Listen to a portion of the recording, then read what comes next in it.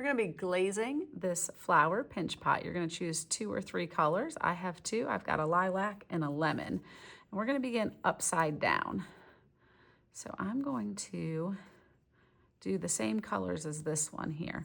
I'm going to do the lilac around the sides. The part I'm not painting is the bottom. The part that's touching the table, it will also touch the kiln.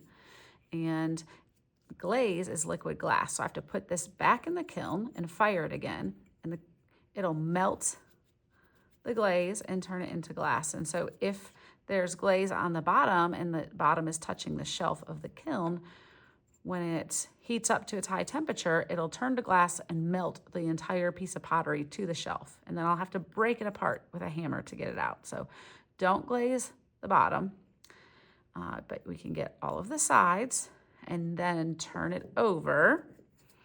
And I want to finish my petals. If you look at this one, there was a color here that's different from the petals. On this one, I'm going to make it the same color.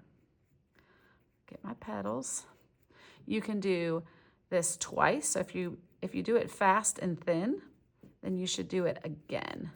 If you don't want to be able to see through the glaze, it'll be, once I cook it, it'll be really thin. I don't think you'll like it as much. So either 1 really thick coat or 2 thin coats. So that was kind of fast and thin.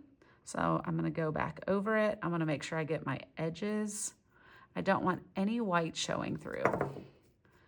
The white, once this is fired and is bright and shiny, the white will really stand out and look unfinished. All right, so that's pretty good. So now if I need a new color, I want to clean the brush. But glaze is expensive, so I want to try to use up what's on my brush or scrape it back into the container. Then I'm going to rinse it. And I don't need water for glaze to work. It already has the correct amount of moisture. So I'm going to pinch out the water, because if I add a lot of extra water to the glaze, it's not going to work that well. It's going to be too thin. All right, so I'm going to get my yellow now. And you'll probably notice that inside of here, since there's some stamping, like some pressing that was done with a tool, and it creates an indent to make texture, it's a little bit challenging to get the glaze in there. So you might have to, instead of just brushing back and forth, you may have to do some tapping or dabbing.